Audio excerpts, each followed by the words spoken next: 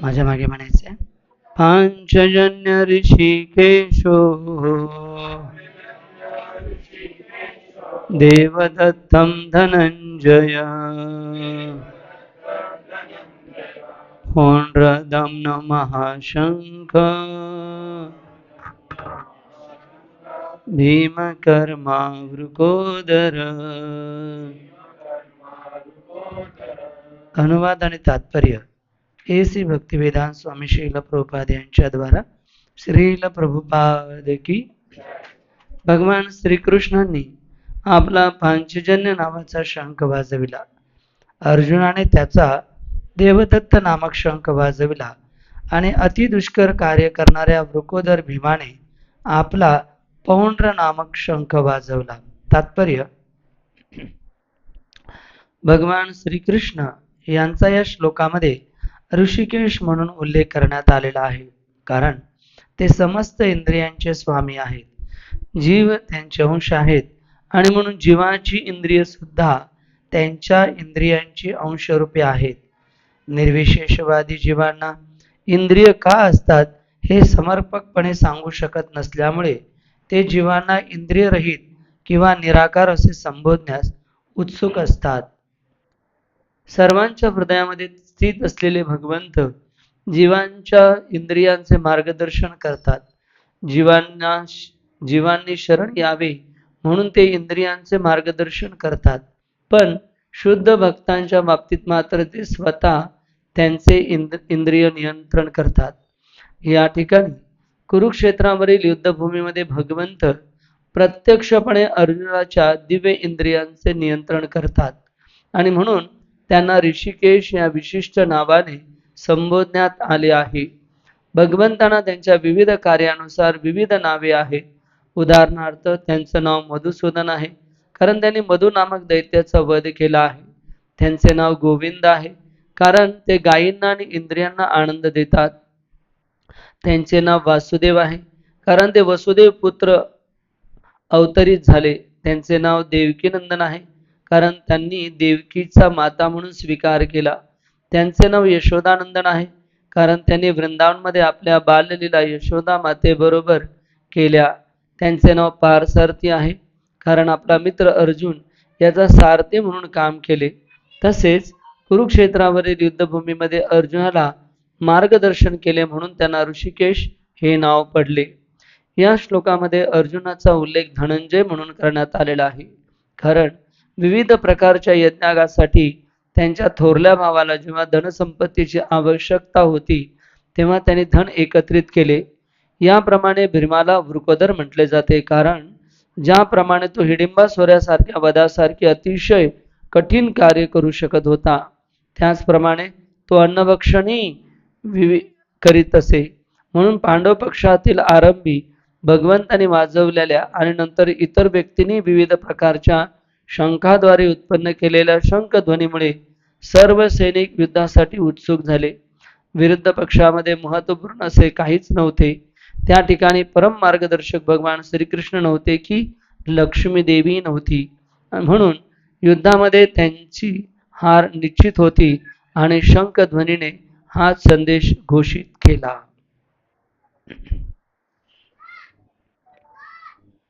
हिंदी.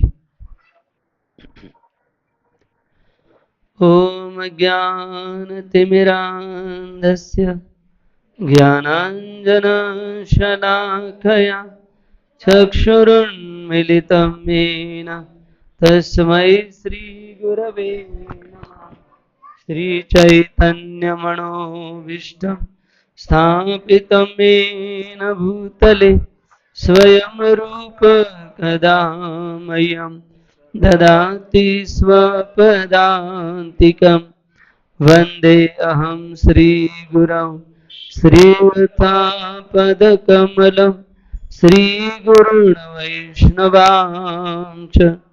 श्रीरूपां साग्रजाता सगण रघुनाथान्वितं तं सजीवं साद्वैतं सावधूतं परिजनसहितं कृष्णचैतन्यदेवं श्री राधा कृष्ण पदान सगण ललिता श्री विशाखान्वितं च हे कृष्ण करुणा सिंधु दीनबंधु जगत्पते गोपेशा गोपिका कांत राधा कांत नमस्तुते तप्त कांचन गौरांगी राधे वृंदावनेश्वरी वृषभानुसुते देवी प्रणमामि हरिप्रिये वाञ्छाकल्पतरुभ्यश्च पतितानां पावनेभ्यो वैष्णवेभ्यो नमो नमः नमो विष्णुपदाय कृष्णप्रेष्ठाय भूतले श्रीमते भक्तिवेदान्त स्वामी इति नामिने नमस्ते सरस्वती देवे गौरवाणी प्रचारिणे निर्विशेषा शून्यवादी पाश्चातदेशतारिणे जय श्री कृष्ण चैतन्य प्रभु नित्यानंद श्री अद्वैत गदाधर श्रीवासादि गौर भक्त वृंद हरे कृष्णा कृष्णा कृष्णा हरे हरे हरे राम राम राम हरे हरे हरे कृष्णा कृष्णा कृष्णा हरे हरे हरे राम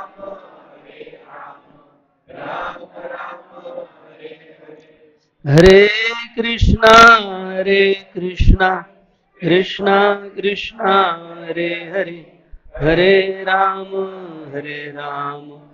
राम राम हरे हरे हरे कृष्णा. किती असे भक्त इथे आहेत की ज्यांना मराठी कळत नाही? कोणी आहे असं? ठीक आहे. कारण काही मराठी लोकांसाठी रेकॉर्डिंग करायचं आहे म्हणून आजचं प्रवचन मी मराठीतच देईन. चालेल सगळ्यांना? सॉरी.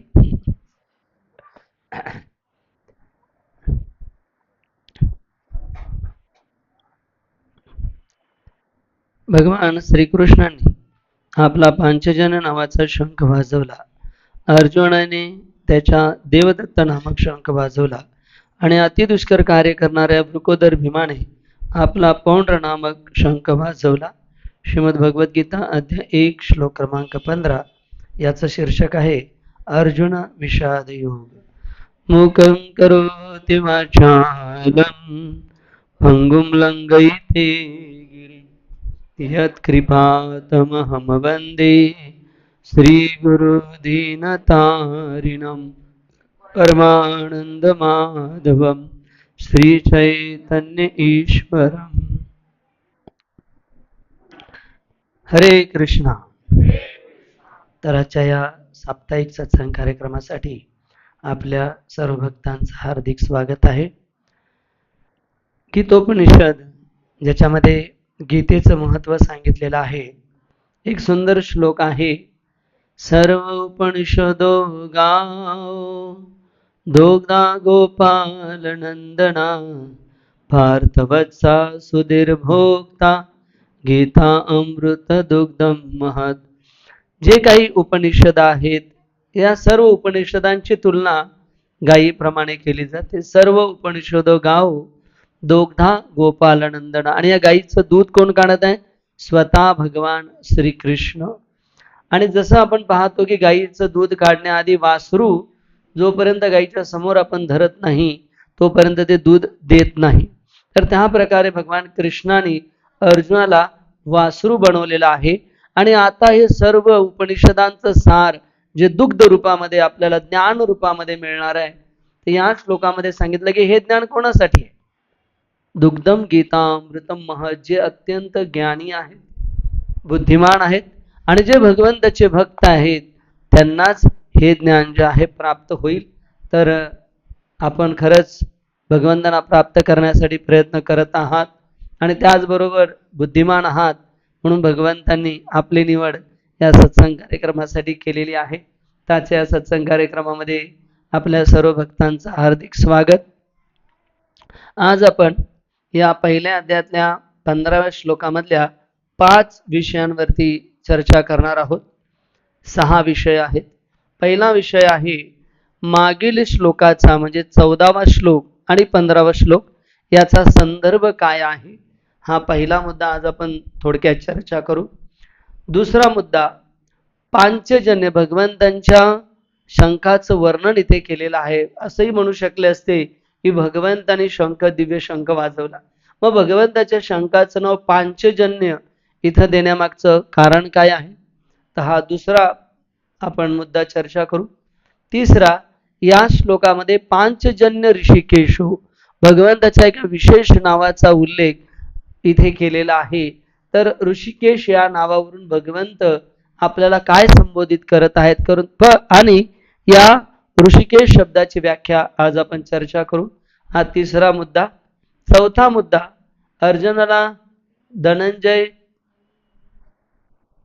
हिंदी में बोल. ओके ठीक है, धन्यवाद. हरे कृष्ण. तो ठीक है, तो हिंदी में चर्चा करेंगे. तो चौथा मुद्दा होगा कि यहाँ पर इस श्लोक में अर्जुन जो है उसे धनंजय नाम से पुकारा गया है. देवदत्त धनंजय उसके शंख का भी नाम है और अर्जुन को भी धनंजय नाम से पुकारा गया है. तो इसका वास्तविक क्या अर्थ है, इसके ऊपर भी हम चर्चा करेंगे. पांचवा विषय भीम कर्मा वृकोदर, कि भीम को बहुत पांड्रो दमनो महाकाय भीम कर्म वृकोदर, कि भीम को बहुत भयानक बताया गया है. तो ऐसा क्या कार्य किया है भीम ने, इसके बारे में महाकाय उसे बताया गया है. तो ये हमारा पांचवा विषय होगा. और छठा अंतिम विषय होगा, ये जो श्लोक है ये जो युद्ध भूमि में घटित हो रहा है उसका हमारे जीवन से क्या संबंध है. युद्ध वहां चल रहा है 5000 साल पहले, तो आज हमारे जीवन में ये किस प्रकार से हमें मार्गदर्शित करता है, ये आज का हमारा छठवां विषय होगा. तो आइए चलते हैं भगवत गीता में. सबसे पहला श्लोक कि 14वां श्लोक और 15वां श्लोक, इसमें क्या चर्चा है, इसमें क्या मत है. तो 14वें श्लोक से पहले धृतराष्ट्र ने पहले श्लोक में प्रश्न पूछा है कि धृतराष्ट्र धर्म क्षेत्र कुरुक्षेत्र मामका पांडवांचे, मेरे और पांडु के पुत्रों ने क्या किया. और फिर ये 13 श्लोक और सारे सैन्यों का वर्णन करने के बाद 14वें श्लोक में संजय भगवान अर्जुन के रथों का, उनके गांडीव का, उनके घोड़ों का बहुत अच्छी तरीके से वर्णन करते, क्योंकि यहां पर संजय ये बताना चाहते थे, हमने पिछले समय चर्चा किया कि ये बताना चाहते थे कि जहां पर जैसे मराठीमध्ये एका नाण्याला 2 बाजू, उसी प्रकार से जहां भक्त है वहां भगवान होने ही आवश्यक है. और इसीलिए पिछले श्लोक में सबसे पहला गुणगान जो है भगवान का हुआ था और अर्जुन के दिव्य चीजों का हुआ था, क्योंकि भक्त और भगवान ये अलग नहीं हो सकते. और धृतराष्ट्र को बता रहे थे संजय कि जहां कृष्ण है वहां विजय अवश्य है.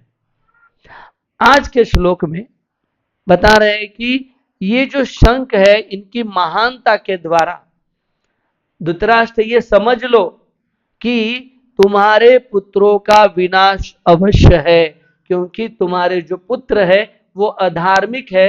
और ये संजय इस श्लोक के द्वारा और पिछले श्लोक के द्वारा धृतराष्ट्र को समझाना चाहता है और धृतराष्ट्र के द्वारा हम सभी को भी समझाना चाहता है.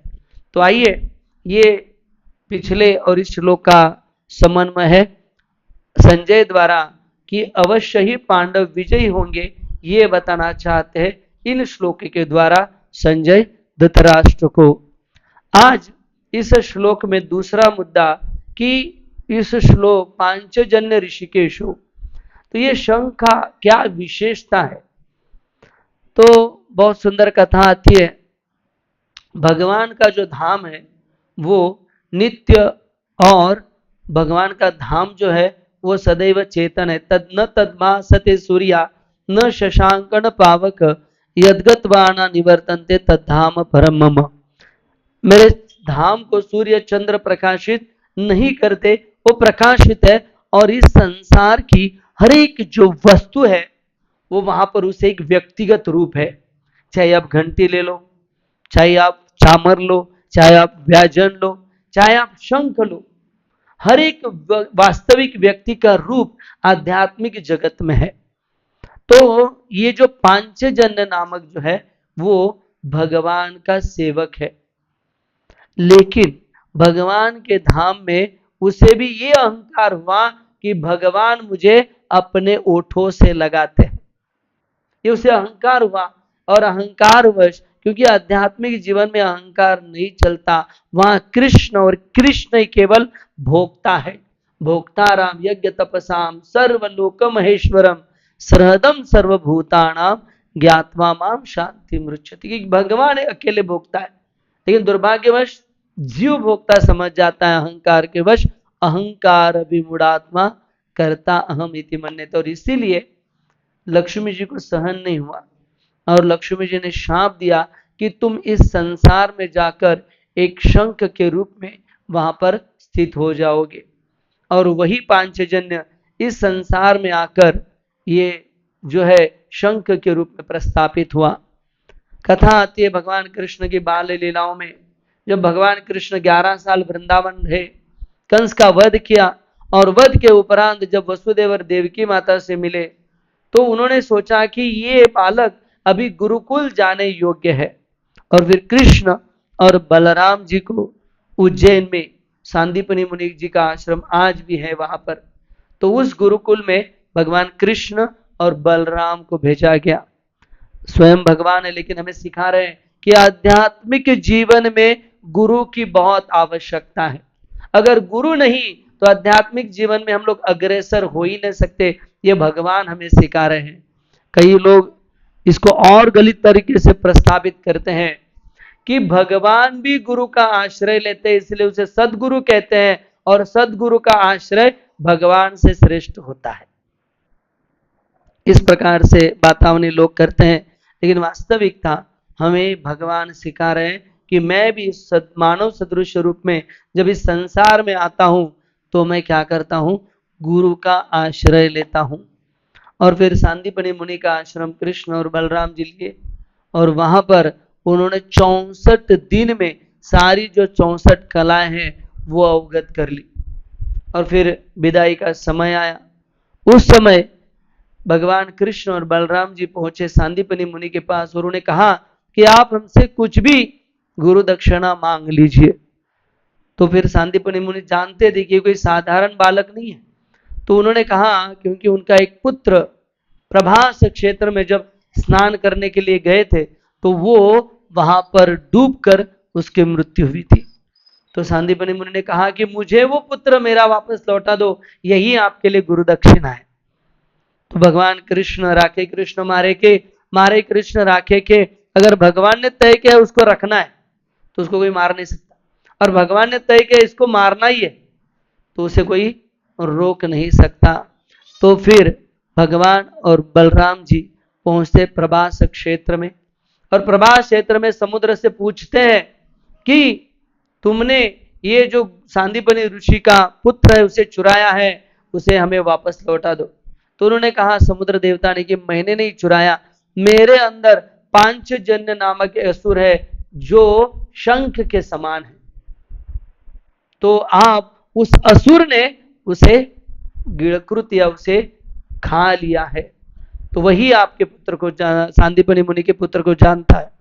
तो फिर भगवान कृष्ण पहुंचे सागर के भीतर, और वहां पांचजन्य से युद्ध किया, और पांचजन्य की जो हड्डियां थी उससे ये पांचजन्य नामक शंख भगवान कृष्ण ने बना दिया। और फिर उस शंख को लेकर वो देखा कि इसके पेट में भी जो है वो सांदीपनि मुनि का पुत्र नहीं है, तो सांदीपनि मुनि का पुत्र अगर प्राप्त करना है तो यमलोक जाना पड़ेगा। तो वो और बलराम जी रथ लेकर यमपुरी के द्वार पर पहुंचते हैं, और जैसे ही यमपुरी के द्वार पर पहुंचते हैं भगवान खुद दिव्य शंख बजाते हैं। जैसे ही ये शंख बजता है तो वास्तविकता यमराज जान जाते हैं कि स्वयं भगवान का आगमन हुआ है, और उस शंख की ध्वनि का प्रभाव इतना हो जाता है कि नरक लोक में जितने भी लोग हैं, उसमें जितने भी पापी हैं, उन सबका उद्धार होने लगता है। श्रीमद् भागवतम में भी इसका उदाहरण आता है कि किस प्रकार का भगवान दिव्य शंख का ध्वनि सुनने से अलग अलग नरकों में, जैसे कि एक नरक है रौरव नरक, उस रौरव नरक में क्या करते, कुंभीपाक, क्षमा करना, कुंभीपाक ये नरक है, और उस नरक में जो कोई व्यक्ति मांस खाता है, मछली खाता है, उसे बहुत अच्छा लगता है, तो उसे भी उस प्रकार से बहुत बड़ी कढ़ाई में, उबालती हुई कढ़ाई में तेल के उस जीव को डाला जाता है, और जब तक वो उस कर्म से बाहर ना निकले तब तक उसे यातना भोगनी होती है। कई बार लोग पूछेंगे, प्रभु जी ये कुछ ज्यादा ही हो रहा है, किसने देखा नरक? नहीं, तो जैसे हम लोग इसी से समझ सकते हैं, यहाँ पर बिजली है, तो बिजली है तो इसका कहीं तो मेन स्विच होगा, और इस बिजली को चलाने वाला कोई तो एमएससीबी डिपार्टमेंट होगा, वहां कोई हेड होगा, तो इस संसार के एक छोटे रूम के लिए चलाने के लिए एक इतना बड़ा डिपार्टमेंट है। तो क्या जो लोग गलत करते हैं, वैसे ही जैसे दुनिया में भी है ना कारागृह, जो लोग गलत करते हैं उनके लिए जेल है, तो वैसे ही इस साधारण जिले के लिए, डिस्ट्रिक्ट के लिए एक जेल है, तो भगवान के नियमों को तोड़ने वालों के लिए जेल नहीं होगी, वह है, और नरक है, आप मानो अगर न मानो। तो फिर यहां पर कुंभीपाक का जो तेल उबल रहा था, जैसे ही वो शंख ध्वनि आवाज निकलती है, वो तेल जो है ठंडा हो जाता है, और उसमें सब तैरने लगते हैं, आनंद लेने लगते हैं। सारे नरक लोगों का वर्णन आता है, अलग अलग लोगों का वर्णन है। अजिपत्रवान, इस लोक का भी उद्धार हो जाता है। तो ये सारे लोगों का उद्धार भगवान के शंख के द्वारा हो जाता है। और फिर भगवान जो यमराज जी को बुलाते हैं, कहते हैं कि मेरे गुरु का पुत्र प्रदान करो, और फिर वो पुत्र प्रदान करते जो सांदीपनि मुनि को ला कर देते हैं। तो ये पांचजन्य शंख है, उसका उल्लेख वहां पर हुआ। यहां तक कि जब भगवान हस्तिनापुर का युद्ध समाप्त हो जाता है तो द्वारका चले जाते हैं, और द्वारका जब जाते हैं तो द्वारका के प्रवेश द्वार पर अपना दिव्य शंख बजा देते हैं, तो उससे जो द्वारकावासी है वो हर्षित हो जाते हैं भगवान का शंख का नाद सुनकर। और इतना प्रभावशाली शंख होता है कि जब वो भगवान अपने अधरों से लगाते हैं तो वो जो शंख है सफेद है, वो भी जो है पंकज कमल की तरह एकदम पिंक कलर पर बदल जाता है। तो इसलिए ये महानता है भगवान के इस दिव्य शंख की। इसीलिए इसे श्लोक में कहा गया है पांचजन्य, अगले शब्द में आता है ऋषिकेश। तो ये ऋषिकेश भगवान को कहने की तो अनंत नाम है, भगवान के अनंत नाम है, अनंत गुण है, अनंत ब्रह्मांड के नायक उनके अनंत नाम है। अनंत शेष, अनंत काल से, अनंत समय से, अनंत मुखों से भगवान का गुणगान कर रहे हैं, लेकिन वो भी भगवान के गुणों का, भगवान के नामों का वर्णन पूरा नहीं कर पा रहे। तो यहां पर भगवान का एक सुंदर नाम है ऋषिकेश। ऋषिकेश इस शब्द का अर्थ होता है इंद्रियों के स्वामी। ऋषिकेन ऋषिकेश सेवनम भक्ति रुच्यते। इस संसार में हम देखते हैं कि ये जो संसार बना है इसमें 24 तत्व है, और ये 24 तत्व से संसार बना हुआ है। 5 ज्ञानेन्द्रिय है, 5 कर्मेंद्रिय है, 5 विषय है, पंच तत्व है, और साथ ही साथ मन बुद्धि अहंकार और आत्मा, ये 24 तत्वों के साथ ये संसार बन जाता है। और इस 24 तत्वों का जो इसमें 5 ज्ञानेन्द्रिय है, 5 कर्मेंद्रिय है, 5 विषय है, इन सबका कार्य क्या है? भगवान कृष्ण को आनंद देना है। जैसे प्रभुपाद बहुत सुंदर उदाहरण देते हैं कि हमारा शरीर है, और इस शरीर में हमारा जो पेट है वो बैठ के खाता है, नहीं। हमारे हाथ है वो निवाला उठाते हैं, हमारी आंखें हैं वो निवाला देखते हैं, हमारे दांत है वो निवाला चबाते हैं, जीवा है उसे टेस्ट करती है। तो अगर कोई हाथ कहे, आंख कहे, दांत कहे, ये पेट केवल बैठ के खाता है, तो हम लोग क्या करेंगे, इसको कल से खाना नहीं देंगे। और सबने हड़ताल कर दी, बेमुदत संप। क्या हुआ, 4 दिन के बाद हाथ कांपने लगा, जो आंखें वो घूमने लगी, जीवा की जो टेस्ट है वो निकल गई, सबको चक्कर आने लगी। क्यों? क्योंकि जैसी पेट को खाना मिलेगा सारी इंद्रियां अपने आप संतुष्ट हो जाएगी। कोई निवाला उठाकर हम लोग हाथ को खिलाते नहीं, ये अपूर्ण है। जैसी पेट को खिलाओ सारी इंद्रियां पूर्ण हो जाती है। वैसे ही जैसे हम भगवान कृष्ण की सेवा में सारी इंद्रियां लगाते हैं, ऋषिकेश, तभी हम भक्ति रुचते, तभी हम संतुष्ट हो सकते हैं, तभी संसार में आनंदित हो सकते हैं। और यहां पर एक सूक्ष्म विज्ञान जो संजय है धृतराष्ट्र को बता रहे हैं। क्यों यहां पर ऋषिकेश नाम लिया?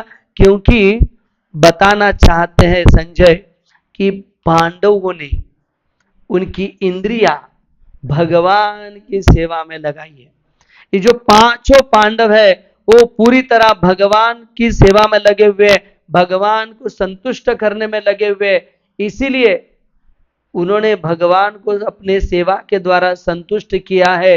इसका मतलब अवश्य ही पांडवों की जीत होगी, दुर्योधन की जीत नहीं होगी। उसी प्रकार से जब तक हम हमारी इंद्रियां भगवान कृष्ण की सेवा में न लगाए, तब तक हमारी भी दुर्योधन की जैसी हार अवश्य होने वाली है।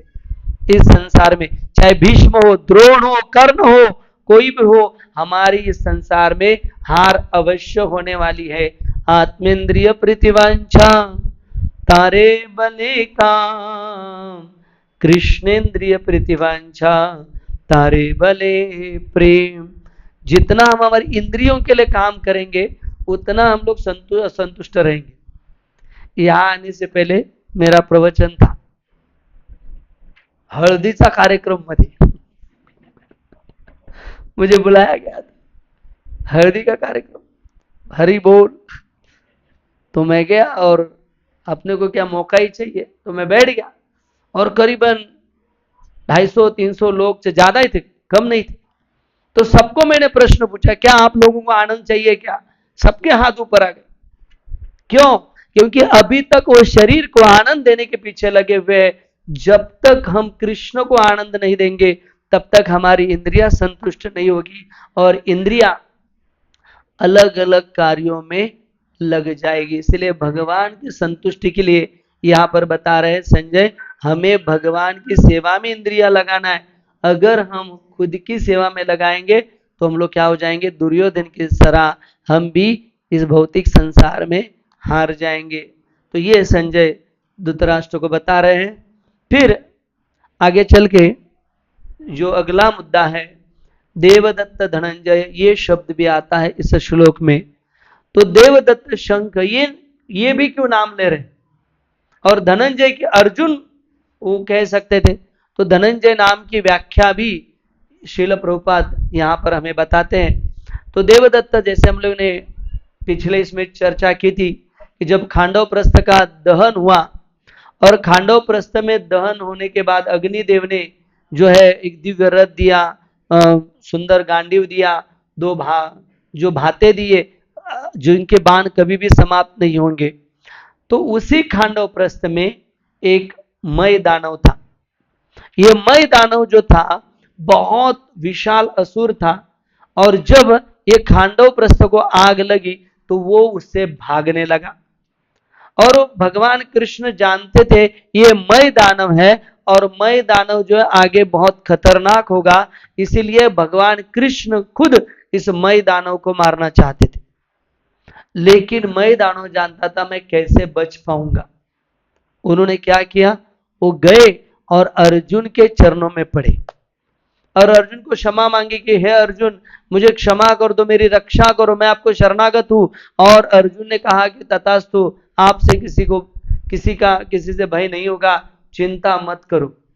और भगवान ने देख लिया कि मय दानव ने अर्जुन की शरणागति ली है, तो भगवान भी कुछ नहीं किए।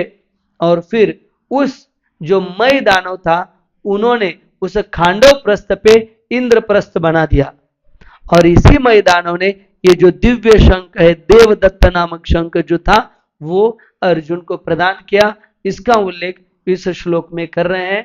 और आगे चल के यहां पर संजय धनंजय क्यों कह रहे हैं, बहुत सुंदर महत्वपूर्ण ये व्याख्या आती है कि भगवान जब युधिष्ठिर महाराज को राजसु यज्ञ करना था, युद्ध से ये पहले की बात है, जब राजसु यज्ञ करना था और राजसु यज्ञ में सबसे जो अग्रणी पूजा का जो मान था वो भगवान कृष्ण को देना था। तो इस राजसु यज्ञ के लिए बहुत सारा धन आवश्यक था, बहुत सारा सोना आवश्यक था, और ये पूरी जिम्मेदारी जो है वो अर्जुन को सौंपी गई। अर्जुन पूरे पृथ्वी पर अलग अलग जगह जाकर घूमे, अलग अलग जाकर उन्होंने राजाओं को चुनौती दी और उनसे कई मात्रा में धन प्राप्त कर लिया।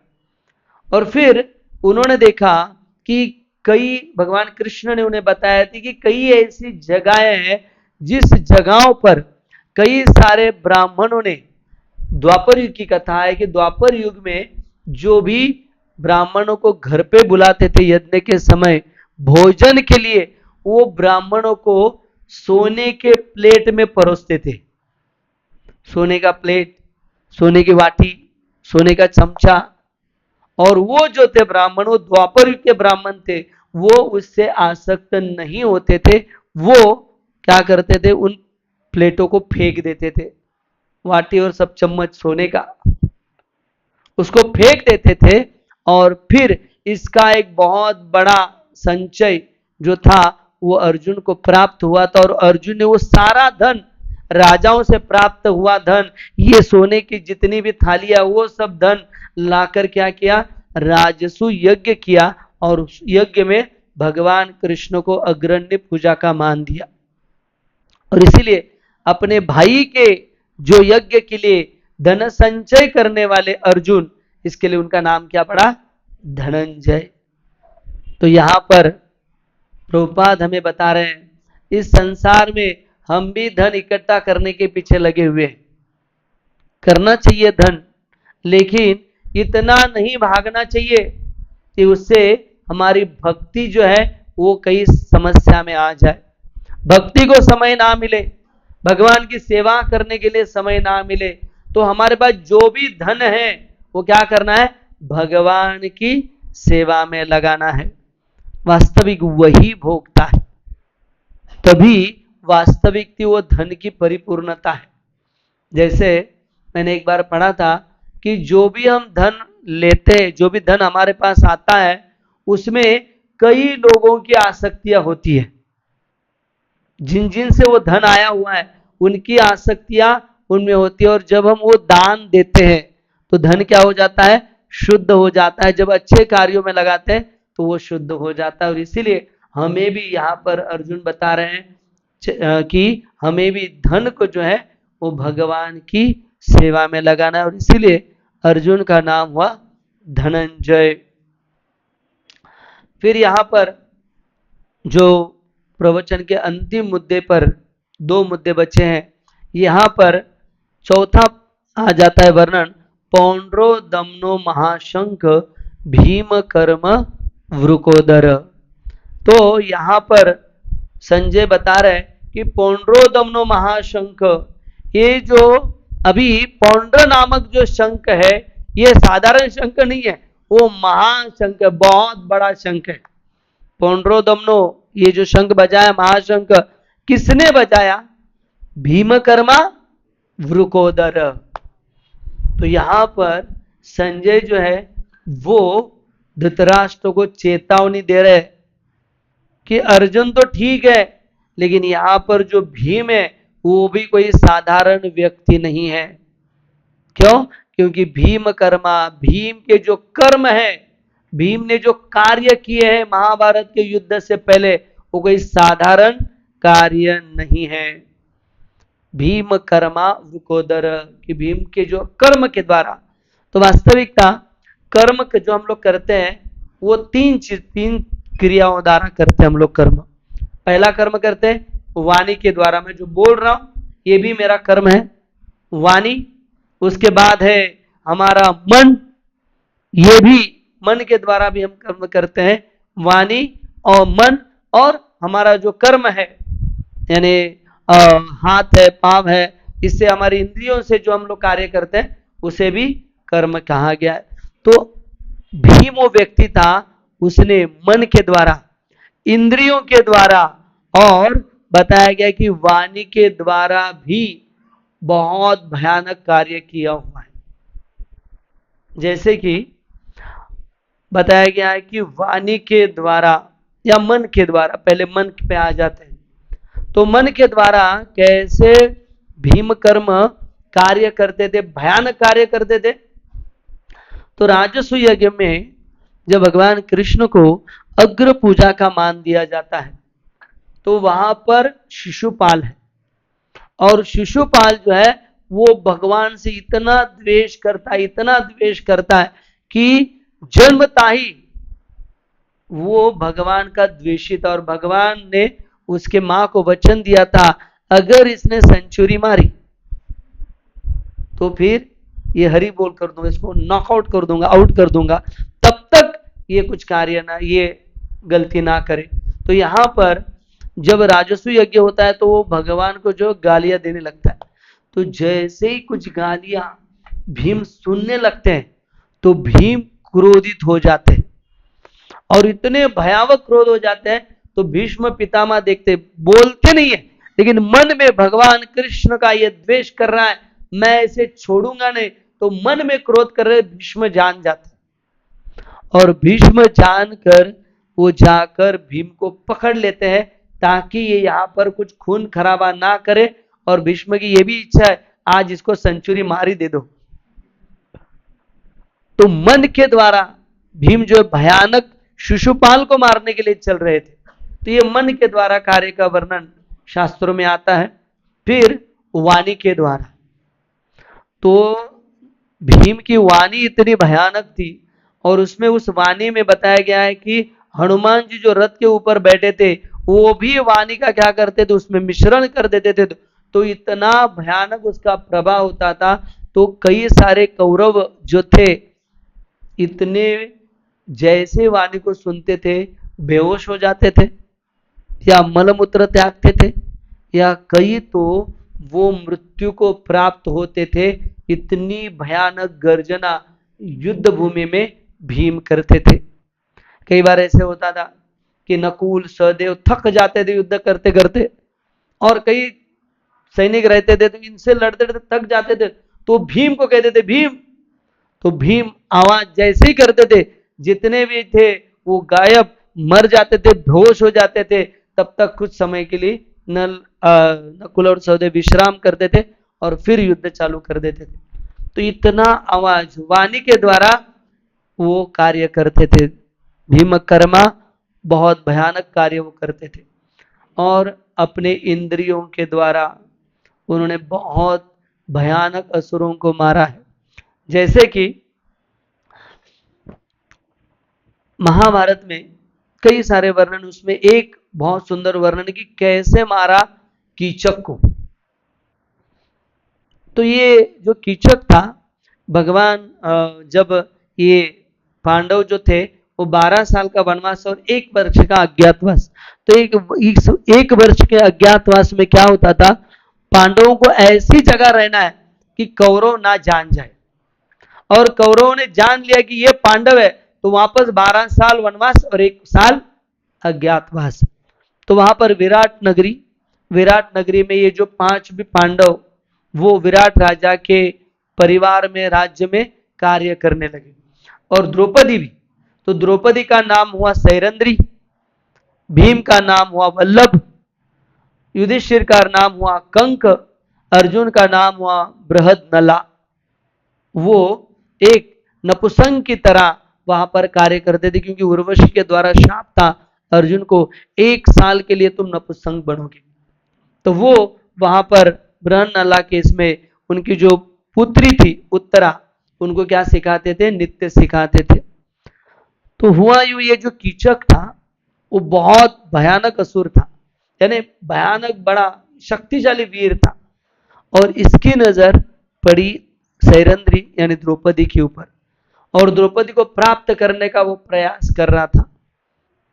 विनाश काले विपरीत बुद्धि, और भर दरबार में उसने विराट नरेश के सामने द्रौपदी का अपमान किया। और इस विराट सभा में बताया गया कि भीम भी उपस्थित थे, लेकिन कुछ नहीं कर पाने, क्योंकि अज्ञातवास है। तो द्रौपदी चिल्लाने लगी, चीखने लगी। रात को जब ये पांडवों से मिलने गई तो वो चिढ़ गई पांडवों के ऊपर कि ये मेरा अपमान मैं कितनी बार सहन करूं। तो फिर भीम ने कहा अंततः द्रौपदी को चुपके से ऐसा करो, वो कीचक को किसी भी प्रकार से तुम नाट्यशाला में लेकर आओ। और कीचक साधारण नहीं था, राजा बहुत वीर था। तो कीचक को फिर सैरंध्री ने प्रपोजल रखा, I agree with you, Hari बोल नहीं। तो कीचक भी संतुष्ट हुआ कि भाई मुझे सैरंध्री का संग करने मिलेगा। तो उसने कहा कहाँ जाना है, कहाँ आना है? बोले आज रात्र को नाट्यशाला में आना है। बोले ठीक है, कोई चिंता नहीं। और वो पहुंची, सैरंध्री भीम को बताया कि ऐसे आज रात को कीचक जो है वो नाट्यशाला में प्रवेश करेगा। तो द्रौपदी को कहा कि ठीक है आप जाओ, अभी मैं कार्य संभाल लेता। और भीम, जिसका नाम था वल्लभ, वो साड़ी पहनकर बैठ गए पलंग के ऊपर। और यहाँ कीचक आ गए। कीचक ने देखा कि सैरंध्री जो है, हालांकि थोड़ा नशे में मस्त होने के कारण शुरुआत में तो समझ नहीं पाया, तो लेकिन बाद में देखा कि ये द्रौपदी हट्टी कट्टी कैसे हो गई। तो उसने कहा कि तुम्हारे विरह में हो चुकी हूं। और फिर भीम और कीचक का भयानक युद्ध है। महाभारत में इसका बहुत सुंदर वर्णन किया है कि कैसे दोनों हाथ पैर लात दोनों इतने वीर से झगड़ रहे थे, जैसे दो बाज एक दूसरे पर झपटे, जैसे दो बैल, खूंखार बैल एक दूसरे पर झपटे। और इतना विशाल युद्ध हुआ। लेकिन भीम ने कीचक को कैसे मारा? भीम ने कीचक की गर्दन, दोनों हाथ, दोनों पैर पेट के अंदर घुसेड़ दिए, पेट के अंदर घुसेड़ दिए और उसे एक मांस का गोला बना दिया। मांस का गोला बनाकर भीम जो है वो चले गए। दूसरे दिन सवेरे सब जो पहरेदार थे उनको समझ में नहीं है कौन, इतना बड़ा मांस का गोला कहां से आया। अंततः समझ गए कि ये कीचक था। तो इतने महाभयानक कार्य जो है वो भीम कर्मा वृकोदर, वृकोदर भी क्यों कहा है हम लोग आगे चर्चा करेंगे। लेकिन भीम के जो कर्म है वो अत्यंत भयानक थे।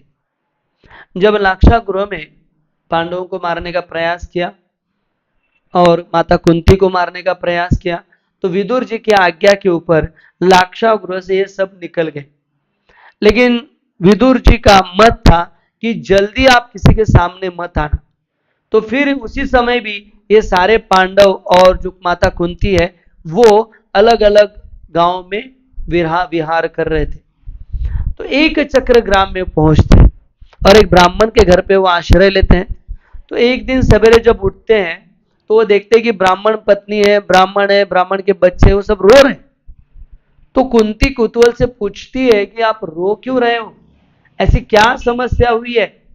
तो ब्राह्मण कहते हैं कि हमारे गांव के बाहर एक राक्षस है जिसका नाम है बकासुर, और हमारे गांव में एक नियम है कि कुछ सालों के बाद एक परिवार पर जिम्मेदारी आती है कि वो बहुत बड़े बैलगाड़ी में उस बकासुर के लिए खाना लेकर जाए, और इतना ही नहीं, उसके लिए जल ना, अलग अलग प्रकार के जल, अलग अलग प्रकार के पेय वो लेकर जाए, और घर में से कोई एक व्यक्ति जो है वो उसको भोजन के लिए भेज दिया जाता है। तो फिर ब्राह्मण कहता है कि मैं जाना चाहता हूं लेकिन मेरे परिवार नहीं मानते। उनकी पत्नी कह रही थी कि आप जाओगे तो घर कौन संभालेगा, मैं चली जाती हूँ। बच्चा कहता है कि मैं जाऊंगा तो आप सारे बाकी भाइयों का ध्यान कर दोगे। तो ऐसी उनमें कश्मकश चल रही है। तब कुंती महारानी कहती है कि आपको जाने की आवश्यकता नहीं है, मेरे पास एक हट्टा कट्टा बच्चा है, उसको जाने दो। तो भीम को कुंती महारानी बुलाती, कहती कि तुम्हें जाना है? बोले कहाँ? ये सारा अन्न लेकर बकासुर राक्षस को खिलाने के लिए जाना है। तो भीम तो बहुत खुशी से, बहुत दिनों के बाद महाप्रसाद गोविंदे और इतने पैमाने में, तो खुश हो गए। तो जैसे ही निकल रहे थे, जाते जाते खाना शुरू कर दिया, और बकासुर के गुफा तक पहुंचने तक आधे से ऊपर उनका खाना हो गया। फिर जो है वो उन्होंने जो बैल थे उनको छोड़ दिया और खाना खाने लगे। बकासुर सुगंध से उड़ गया और देखा कि ये हट्टा कट्टा बैलगाड़ी का मेरा खाना खुद ही खा रहा है। क्रोधित हो गए और भीम को मारने लगे। भीम एक हाथ से खाना खा रहे थे और एक हाथ से उसको पीट रहे थे। और फिर जब हनुमान जी का भीम का खाना पूरा हो गया, तब भीम खड़े हो गए और बकासुर के साथ बहुत बड़ा द्वंद्व युद्ध हुआ।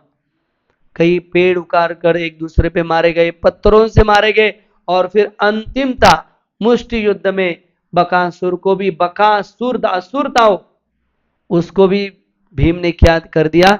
धूल चटा दी, मृत्यु को प्राप्त करवा दिया। तो ये ऐसे ऐसे महान कार्य है।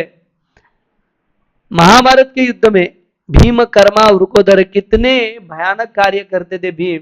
तो जब द्रौपदी का वस्त्रहरण हो रहा था तो भीम बहुत क्रोधित हुए और उन्होंने कहा ये जो दुशासन है उसके छाती का लहू मैं पीऊंगा, और जो हाथ उसने द्रौपदी के केशों को लगाया है वो हाथ उखाड़ कर मैं फेंक दूंगा, और उसके छाती का लहू जो है वो पी लूंगा। और वो जब तक लहू जो है वो द्रौपदी के केशों को नहीं लगेगा तब तक केश नहीं बांधेगी द्रौपदी। तो जो भीम थे जो महाभारत में वर्णन है, जब दुशासन को मार रहे थे भीम इतना क्रोधित थे कि सारे जो योद्धा थे वो युद्ध भूल गए और ये युद्ध दोनों का देखने लगे।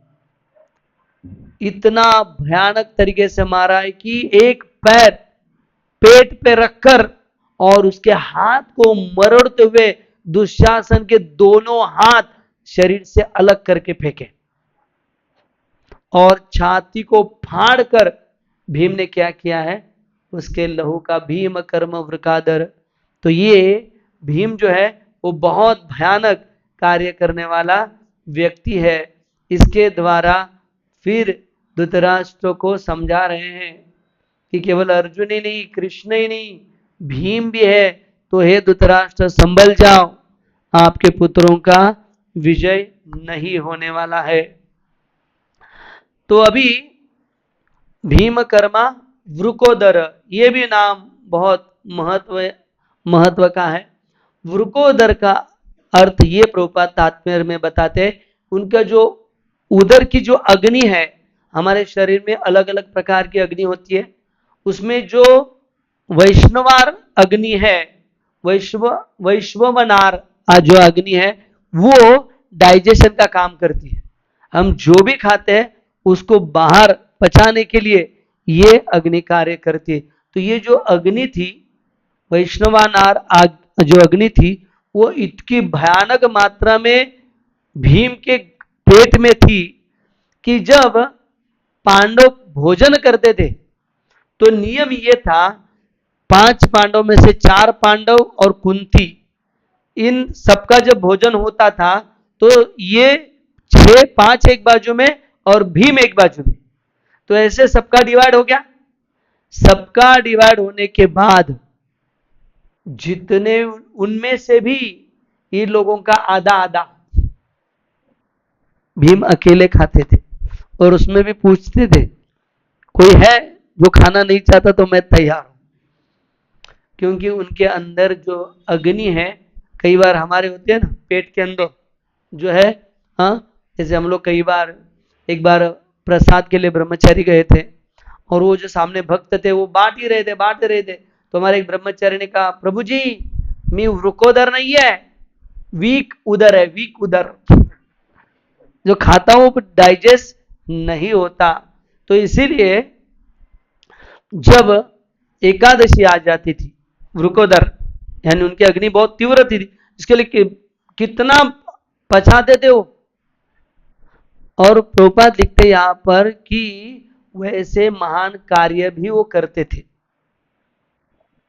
जैसे मैं एक व्यक्ति को मिला, उन्होंने कहा देखो प्रभु जी आप पत्थर को भी डाइजेस्ट कर सकते हो, लेकिन उसके लिए मेहनत करनी पड़ेगी, काम करना पड़ेगा।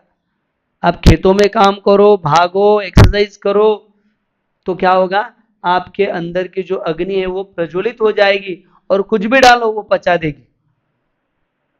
और जब एकादशी का समय आ जाता था तो भीम को रहा नहीं जाता था। सब बाकी पांडव एकादशी कर लेते थे, लेकिन भीम को वो फल फूल जमता नहीं था। तो भगवान के पास चले गए, भगवान ये जो एकादशी है अपने पल्ले नहीं पड़ती, अपने लिए कुछ स्पेशल लॉट बताओ।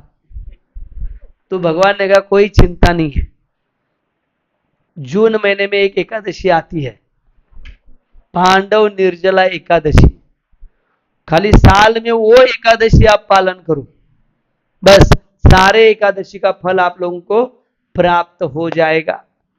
तो इसलिए साल में एक एकादशी जो अगले महीने आने वाली है, जून 7 को, शायद अगर मैं गलत नहीं हूं तो जून 7 में वो एकादशी आने वाली है, जिस दिन निर्जला है, यानी आज रात से नहीं, कल का सवेरे, दोपहर, शाम, कल की रात, परसों का सूरज उगने तक, यानी 6-7 बजे तक क्या करना है, निर्जल उपवास हमें पकड़ना है। अगर हमें जो कि 22-23-24 एकादशी है वो अगर हम लोग कहीं चूक गए हैं तो सारे भक्तों को क्या करना है, निर्जल एकादशी पकड़ना है। और उस दिन निर्जल एकादशी के दिन भी मंदिर में प्रोग्राम होगा, भजन होगा, कीर्तन होगा, और कुछ भगवान की बाल लीलाएं की जो है वो झांकियां पर्दे पर दिखाई जाएगी। 10 बजे तक कीर्तन होगा और फिर दूसरे दिन सवेरे जब भक्त आएंगे, जो जो निर्जला करेंगे उनके लिए स्पेशल खिचड़ी महाप्रसाद जो है यहाँ पर सारे भक्तों को मिलेगा। तो कितने भक्त जो है निर्जला एकादशी करेंगे? हरि बोल, जय हो राधे दामोदर भगवान की। तो प्रयास कीजिए, शुरुआत में बहुत कठिन लगता है लेकिन आगे चल के हमारे लिए बहुत आसान हो जाता है। तो ये भीम कर्मा वृकोदर बताया गया है। अंतिम मुद्दे पर आज के श्लोक का हमारे जीवन से क्या संबंध है? ये पांचजन्य ऋषिकेशो देवदत्त धनंजय पौंड्रोदमनो महाशंको भीम कर्म वृकोदर। तो यहाँ पर शील प्रभुपाद बहुत अच्छी तरीके से समझाते हैं कि जैसी वो पांचजन्य शंख भगवान से संपर्कित हुआ, देख लीजिए बहुत सुंदर है कि जैसे वो पांचजन्य शंख भगवान के अधरों से लगा, भगवान का इसका संपर्क हुआ, वो क्या बन गया, दिव्य बन गया। साधारण नहीं बना, वो दिव्य शंख बन गया। और इतना ही नहीं, दिव्य शंख बजने के साथ ये भी तय हो गया कि महाभारत का युद्ध कौन जीतेगा। जीतेगा तो जीतेगा भाई, पांडव ही जीतेंगे, ये तय हो गया। तो एक साधारण शंख जो है वो भगवान से जुड़ने के बाद दिव्य बन जाता है। तो क्या संसार में ऐसी कई वस्तु है जो भगवान के साथ जुड़ने के बाद दिव्य बन जाती है? पहली चीज, अगर कोई पत्थर भगवान से जुड़ जाए तो क्या बन जाते हैं? मूर्ति बन जाती है। एक पत्थर है लेकिन वो जब भगवान के संपर्क में आ जाती है तो क्या बन जाते हैं? वो भगवान बन जाती है, वो मूर्ति बन जाती है, वो साधारण पत्थर नहीं रहता। हम उसको क्या करते हैं? प्रणाम करते हैं। क्यों पत्थर? भगवान से जुड़ने के कारण। जल जब भगवान से जुड़ जाता है, नहीं सामने है, नहीं इतना बड़ा बहते रहता है, लेकिन कभी हम गए केशवाय नमः? नहीं। लेकिन यहां जैसे ही वो अर्घ्य भगवान के संपर्क में जुड़ जाता है, वो अर्घ्य जब हमारे भक्तों पर डाला जाता है तो भक्त पावन हो जाते हैं। भगवान के साथ जल जुड़ने के बाद भी वो क्या बन जाता है? गंगा जल बन जाता है। भूमि, जो भूमि जहां पर भगवान का संपर्क आ जाता है, चाहे वो अयोध्या हो, चाहे वो नासिक हो, चाहे वृंदावन हो, जैसे उनका संपर्क जो है वो भगवान से जुड़ जाता है। एक साधारण भूमि है, लेकिन भगवान से संपर्क में होने के कारण वो भी वृंदावन बन जाता है, वो भी रमण रेती बन जाती है जब वो भगवान के साथ जुड़ जाती है। एक साधारण इमारत, कई सारे घर हम लोग देखते हैं, ये भी एक इमारत है, लेकिन इस इमारत को महत्व क्यों है? क्या कारण इस इमारत को? क्योंकि ये इमारत उसी से बनी है, ईंट है, पत्थर है, सीमेंट है, कलर है, वही है। और बाहर घरों में भी वही होता है, लेकिन इसको हम मंदिर क्यों समझते हैं? क्योंकि ये इसका संपर्क किससे हुआ है? राधा दामोदर जी के साथ हुआ है। तो भगवान के संपर्क में आने के कारण वास्तु भी मंदिर बन जाती है। क्यों? भगवान के संपर्क में आने के कारण। एक आधा पुस्तक है, वो जब भगवान के संपर्क में आ जाए तो क्या बन जाता है? ग्रंथ बन जाता है। साधारण पुस्तक कोई भी कितने भी लिखे बायोग्राफीज, वो ग्रंथ नहीं बनता, लेकिन भगवान का जहां पर गुणगान होता है वो क्या बन जाता है? ग्रंथ बन जाता है। अगर कोई वृक्ष भगवान के संपर्क में आ जाता है तो क्या बन जाता है? महावृक्ष बन जाता है। कदम्ब है या तमाल है, तो जो भी भगवान के संपर्क में आ जाता है वो भी महान बन जाता है। तो एक पत्थर संपर्क में आ जाता है तो मूर्ति बन जाता है, जल संपर्क में आ जाता है तो गंगा जल बन जाता है, अगर एक पुस्तक संपर्क में आ जाती है तो ग्रंथ बन जाता है, भगवान के संपर्क में आती है तो। अगर कोई भूमि भगवान के संपर्क में आ जाती है तो वो वृंदावन बन जाता है। अगर कोई इमारत भगवान के संपर्क में आ जाती है तो वो मंदिर बन जाता है। और एक वृक्ष भगवान के संपर्क में आने के साथ वो महावृक्ष बन जाता है।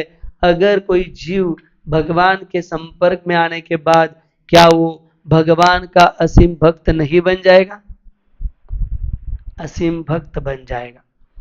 लेकिन उसके लिए क्या करना है? उसे भगवान का संग करना है। वो साधारण व्यक्ति भी दिव्य बन जाएगा।